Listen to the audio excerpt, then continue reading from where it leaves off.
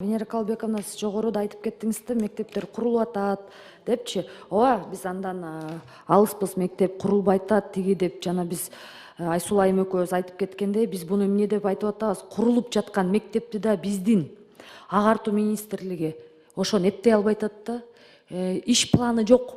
Буларда иш план биринчи ай жаңыргандан баштап, жыл жаңыргандан баштап иш план болот. Ар бир адамда, даже бизде болот, биз өзүбүздүн күндөлүгүбүзгө жазабыз, могу жылы мен эмнени аткарам депчи.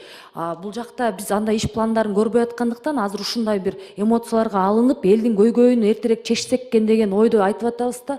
Да, мектептер курулуп атат, шүгүр. Мурдакка караганда абдан жакшы. Бирок ошону биздин президент Садыр Нуркожоевичтин демилгелери менен курулуп атат. Бул жактан биздин министрликтен эч кандай кол сунуп, жардам берүү жок болуп атат. Анткени биз адистер жакшы кадрдан аксап жатабыз да, бизде жакшы кадрлар жок. Мисалы айтып кетейин, саламаттык сактоо боюнча министрликтен билбейм, Кудай урганго бизди дейм да, качан болсо министрликтен биз алмашып атабыз. Эч бир жакшы министр келип элге иштеп берейин деген жок. Агартуу министрлигинен да ошол эле болуп атат. Жылына алмаштырабыз, министр алмаштырабыз.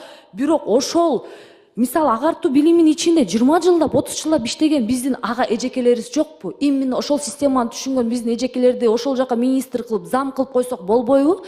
Башка жактан эле алып келип коюп кое бербейчи? Жана хирургду апарып милиция кылып койгондой эле болуп атабыз да, чынындачы. Эч качан милиция хирургдун ишин аткара албайт, хирург милициянын ишин аткара албайт. Ар ким өзүнүн жумушун так аткарса, ошол жумушчуну ошол жерге алып барып койсок жакшы болмок да.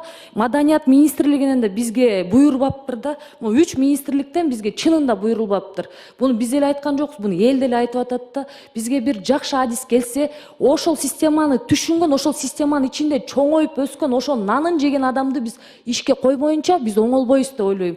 Бири экономика жактан күчтүү экен, бири да башка жактан күчтүү экен. Сөз жок, ар ким өзүнүн жумушун аткарбайбы дейм да. Азыр мына маданият министрлигинде алып келип коюп коюшту.